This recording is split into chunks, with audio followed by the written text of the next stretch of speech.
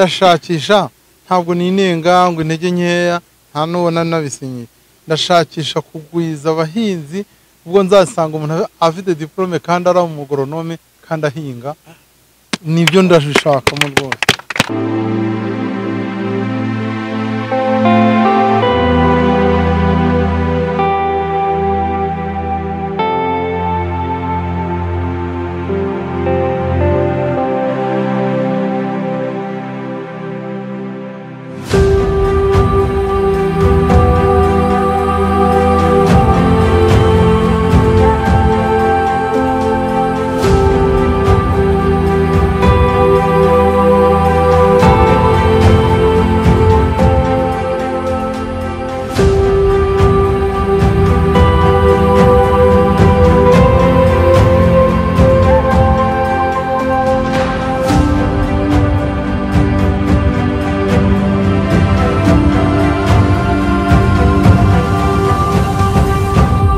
Nitwa Kwizera DMRC, niga mu mwaka wa 2 muri Kaminuza y'u Rwanda ishami rya Soil Science nubwo n'ubutaka. Twagize urugendo shuri nk'ikigo muri rusange by'umwihariko nka club yinga amafaranga. Hari byinshi twashakaga twagombaga kurebera hano cyane cyane bijyanye n'ubuhinzi. N'ubuhinzi bega uri kumvamo ijambo guhinga n'amafaranga. Ubwo n'ubuhinzi bugamije kutugeza ku mafaranga bega kwiterambere. Bega duhinge dukorera dushaka amafaranga. Nabonye nk'ubuhinzi bwa macadamia, ubuhinzi bw'ibinyomoro, ubuhinzi butandukanye, nabonye ubuhinzi bw'ama orange, imizabibu, nabonye byinshi bitandukanye wenda tudafite hariya ku ishuri cyangwa tudasanzwe tubona n'ahandi. Binyunguye ibintu byinshi cyane kuko hari n'ibyo numvaga ko mu Rwanda bitahera nk'imizabibu. Noneho nkumva macadamia nyine numvaga ari igiti kiraho gisanzwe, ariko nabonye ko ari igiti ushobora gutanga umusaruro mu gihe cyari cyo cyose kandi bikagera hano bikugeza. Nahigiye ibintu byinshi cyane ko namenye ko utagomba kurindira ngo uhere ku bintu byinshi, kuko nabonye yahinze utuntu dukeya ariko akagira tukamubyarira umusaruro. Umuntu afite imishinga myinshi, ariko umuntu ageze nk'ahantu nk'ahangaha hari ibitekerezo bigenda bishyashya bivuka byiyongera. Ni byinshi ngiye gukora cyane kugira ngo n'amaproje tuba dufite yaba ari baduha mu isomo ku ishuri yaba ari ayanjye ku ruhande, ni byinshi ngiye kongeramo muri iyo mishinga naba mfite. Mbere na mbere icyo navuga ni uko tugomba kuvana bya bindi byo mu ishuri tukabishyira mu bikorwa, tukabivana mu bitabo tukabishyira mu bikorwa. Ku byinshi hari igihe bigarukira hariya ugasanga nyine bigumye mu bitabo ntibigire icyo bimarira abantu cyangwa bigira icyo bitugezaho. Ikintu cya mbere numva twakora ni ukubivana mu bitabo tukaza tukamenya icyo kibazo. Niba tumenye ko icyo kibazo gihari, tukicara nk'ababyiga cyangwa babyize tugashyira hamwe nk'uko Sina yabitubwiye kare, tugashyira hamwe tugashaka igisubizo aho kugira ngo bitubere ikibazo, ahubwo bitubere igisubizo cyo kuba twafata iyindi myanzuro tukabikuramo ibindi bisubizo. Bakunzi ba Sina TV Rwanda, nkuko n'ubundi dukomeza kubagezaho ibiganiro byacu umunsi ku wundi, turabashimiye uburyo mudahema kudukurikira. Uyu munsi rero nabwo mwebwe abari mu Rwanda, abari hirya no hino ku isi, mwese tugiye kubagezaho ikiganiro gishyashya cyateguwe cyane cyane aho twakiriye abanyabwenge. Ni abantu dutegurira ibintu bijyanye n'iterambere cyane cyane mu by'ubuhinzi ndetse n'ubworozi cyane cyane. Rero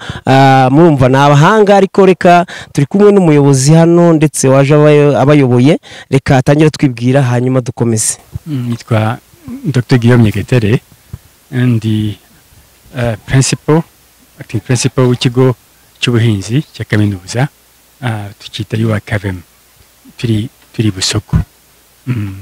Naje ndiko n'abarimu nzanze n'abanyeshuri bakeya. Izina Sina Gerard ntabutarizi mu Rwanda, ndetse ndebye na Gashya n'ibindi barimaze kwamamara. Gusa twebwe kuko turi mu buhinzi kandi natwe twaba twigisha ubuhinzi, yumvikana yuko nta kuntu twaba turi mu kino karere ntuze gusura kino kigo. Twaje tubigambiriye ko twaje tututse Busogo kuri KVM tuje kureba ibikorerwa ahangaha kugira ngo ubwacu n'abanyeshuri bacu babashe kubimurikirwa rero muri make tumenye turebe ubushakashatsi natwe twakunganira ino entreprise ya Sina Gerard ariko mu by'ukuri mutaranimbaza ubundi ugiye kureba iterambere ihereye ku buhinzi ndumva mu by'ukuri ino entreprise Sina Gerard isa nkaho ibigaragaza kuko urebye impinduka ubona aha ngaha si ukuvuga gusa ubuhinzi gusa ukaba n'iterambere muri rusange ngiye mbona abanyeshuri ngiye mbona ubumenyi mbega muri rusange ni biva ku bumenyi ari rya terambere ifite ibifatika nabyita ubukungu ni ikintu twagiye tubona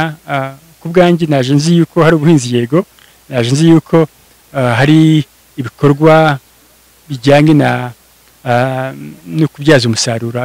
uvuye mu buhinzi nk'amaju n'ibindi byinshi amafu ariko mbone n'amashuri mbone n'amafarasi mbone imihanda mbone ubuhinzi bwo mu mifuka mu by'ukuri nabyishimiye cyane ko nagiye mbona yuko birenze ibyo nibazaga kuza kuhasanga ndetse hari n'ibiganiro twifuza kuzakorana na nyirizina bijyanye n'amafumbire bijyanye no kurinda indwara n'ibiki byose ariko mu by'ukuri sinavuga yuko tuje tubashakashatsi gusa cyangwa se ko turi impuguke ariko nibaza yuko kandi ko ntekereza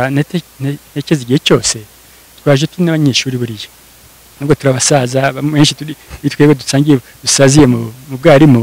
ariko uyu munsi naje cyane cyane rwose mfite amaso y'umunyeshuri nje kureba kwitegereza noneho nyuma yo kwitegereza tukicara tuti niki twakuyemo niki twafasha kuko nagiye mbona yuko filozofi nagiye mbona afite si kwiteza imbere gusa no guteza imbere ni kuzamuka n'abaturage ubwo rero nasanze mu by'ukuri ibyo twakora ishuri ry'ubuhinzi harimo byinshi ubwo nayo ndaza kwicarana na bagenzi banjye duti mbega ni iki mwabonye amaso yanyu n'iki yaberetse ubwenge bwanyu n'iki bwabagaragarije mbega tukuremo iki duva icyo navuga muri kano kanya ikintu ngiye gusorezaho nagize amahirwe yo kujya ahantu henshi muri Musi nabaye ahantu muri Israel bahingaga mu butayu aha ngaha si mu butayu witegereje dufite amazi yo badafite ariko uwo mutima iyo ntumbero yo gushaka guhindura aho utuye ukahagira heza nanjye kuvuga nti ukahagira paradizo ntabwo uri kubikeneye aho ngaho murakoze cyane ndashakisha ntabwo ninenga ngo intege nkeya nta n'ubona nabisinyiye ndashakisha kugwiza abahinzi ubwo nzasanga umuntu afite diplome kandi ari umugoronome kandi ahinga nibyo ndashishakamo rwose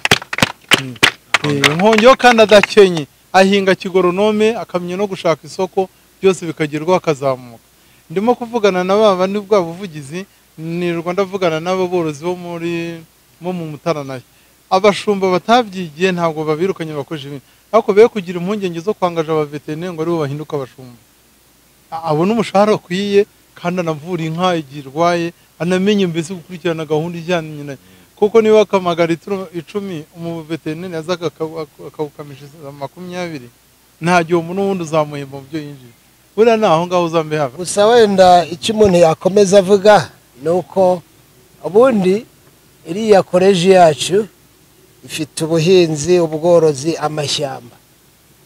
no gutunganya nyine ibiva ku buhinzi n'ubworozi iyo tuje hano rero ibyo byose turabihasanga wenda mwatubaje mutesa ba veterineri bari he buriya hari n'abanyamashyamba bari hirya nabo bagenda baza nuko wenda kuza gutya byatworoheye gutya ariko nabo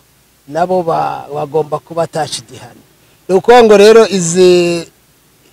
izi inite zose mukoreramo nuko ngo twebwe twibonamo bivuze ko yaba no mu bushakashatsi dushobora gukomeza gufatikanya principle wacu ari buze wenda kubibaganiriza cyane ariko mwumve ko ibyo mukora ni nkaho ari indi kavemo dufite mu gihugu ndavuga college yacu nuko ngo byose aha turabihasanga ubwo rero twebwe ku ruhande rwacu akaba ari ikintu gikomeye dushobora kugumana nacyo ubuzima bwacu bwiriya college bwose mu byo twakorana harimo byinshi mu by'ukuri bavuze amafumbire iyo nsanzwe nyakora ndetse aho ngiye hose ubundi ndayibigisha mu bo dukorana hari benshi bamaze kuyimenya mu banyeshuri ndetse no mu bagoronome bacu rwose uyu munsi hari benshi bamaze kuyimenya ama MOU ashobora kuba afite isura nyinshi fata nk'urugero dufite abanyeshuri bigisha barangije mu buhinzi uyu munsi nabyirutse ahantu henshi usanga abana bagira abarangije secondaire cyangwa se université bagira umwaka wa service ni ukuvuga umwaka wo gukorera muri societe gusubiza societe baze nibaza ni mbega y'amativete ari hariya kuki abanyeshuri bacu ndetse n'abarimu natwe muri twebwe tudashaka kanya kugira ngo tujye tuza basi dutange umwaka wose ariko nibura bakagira igihe batanga bagaruka gufasha abahinzi n'abana biga ubuhinzi parce que fond umaze kwibona agiye ku bwanjye iyo wigisha akenshi baba wigisha akenshi baba wigisha nari mvuga nti amative turimo turakora nabonye ahangaha ye nakwifuje yuko abanyeshuri bacu nabo bahindukira bagafasha amative bakakora nk'abavolontaire zuko abenshi bakunze kuvuga ati ndakuramo iki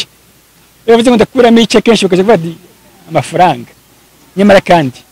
bakuramo experience n'ibyishimo yuko wazamuye uwundi muntu nkuko nawe baba bakuzamuye njye nimaze ko icyo kintu tugomba gushaka ibyo tugikora kuki abanyeshuri bacu bataza ngo bigishe swat motive taranga cyangwa se atwegereye cyangwa se nafashe bashaka kuyashinga nkuko babivugaga kujya guhugura abahinzi mu mahoteli ni forme ya corruption kuko nzi yuko impamvu tunabikora ndaciye ku ruhande impamvu nyinshi zirwaye tugomba gushaka uburyo twazihindura nkaba nakwifuza yuko ababyiruka umuco babandura kuri twebwe mugire ahubwo mutangire yindi nzira yo guhindura no gutanga icyo ni kimwe twavuze amakompost twavuze nagira ngo uyu munsi nanzi ko nza kuza n'abandi muri agri research maze kubona yuko babana bita abana nyuma kandi abasore n'inkumi bafite wa mutima kwitara no kuri ibintu byinshi nakwifuza ko nabona mu rubyiruko rwinshi ruri ahangaha niyo mpamvu nifuza ko n'ubutaha ninagaruka ahangaha nzagaruka nabo